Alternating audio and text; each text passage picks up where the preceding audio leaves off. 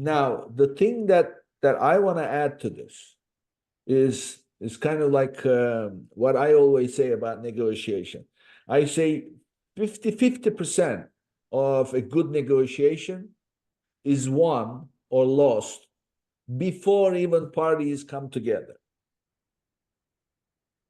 What I'm talking about is, in terms of negotiation, it's the mindset. So if you like establish that strong mindset, and then they are like, fearful, and they, they're gonna walk away with something. What do we? Then already it's already done.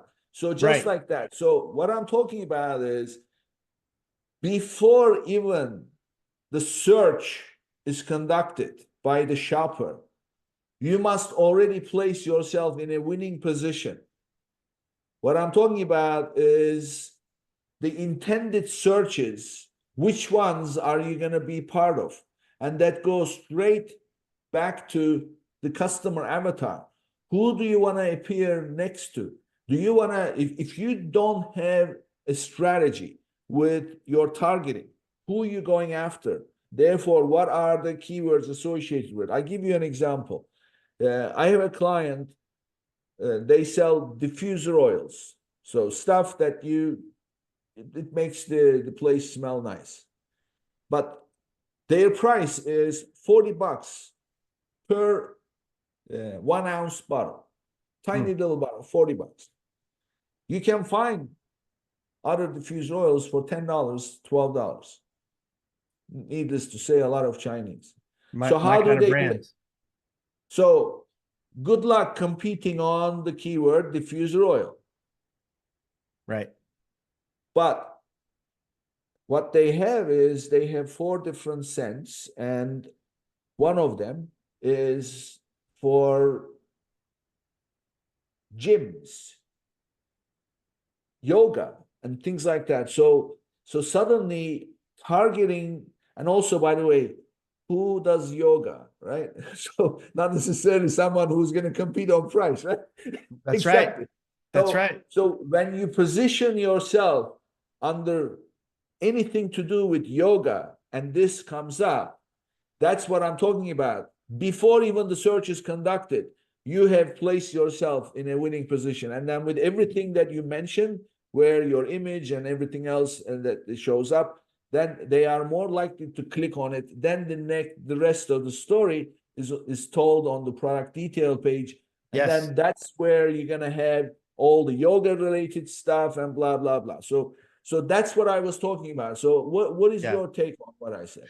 Well, I absolutely love it. And I want to highlight one of the things that you said is it's really important to know who your customer is. You may not know who that is if you're brand new and you're launching, but it's another reason why I love Amazon. If you have your registered trademark and your brand registry that you can get via the IP Accelerator at the time you file your trademark, which I highly recommend, then you can get brand registry data in the brand analytics dashboard. And it's remarkable. You can see what age your folks are, what the education background is. You could see male or female. And I'll give you a good story, Nick. When I, in my previous life as a seller, we thought we were the man cave company. We sold cool, fun stuff like billiard tables, air hockey, ping pong, all of that stuff, right? We thought we were selling because we were young men in our 20s. And, we had these cool game rooms in our house and we thought that's who we were selling to.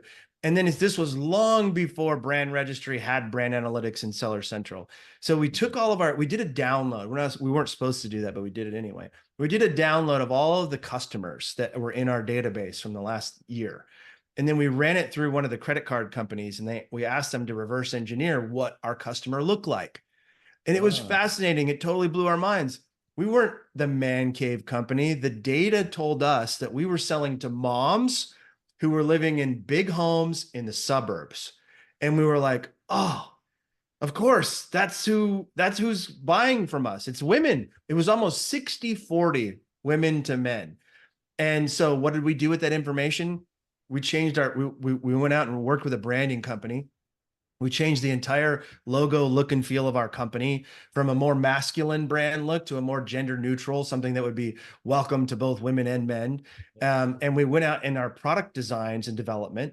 I started as a reseller as well, ultimately developing my own brand over time.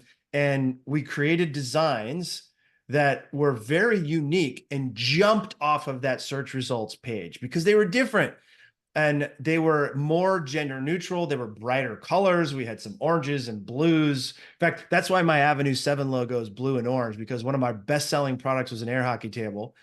And it had these very bright orange and blue colors compared to the competition, who were old professional billiard players. And everything was black and red and boring and very, very masculine, right? Ours jumped off of that screen because it was different. And more importantly, to your point, Nick, it spoke exactly to our customer demographic, which the majority of which were moms with kids in the burbs that had an extra room to fill in arcade games and billiard tables and ping pong tables with. Well, I mean, look, women spend the most money, right? So we know That's that. right. So I mean, I tell you a similar one. You know, we were selling fragrances, and you know, you have women's fragrances, men's fragrances. Well, who buys men's fragrances? Guess what? 60% of the men's fragrances were bought by women. You know That's why? right. That's right. That's right. Because they bought it for their boyfriend, spouse, or whatever, and they bought it for themselves because they liked it more than the women's. Yeah. So the women have the power to spend, and that's the reality. So you just have to figure out.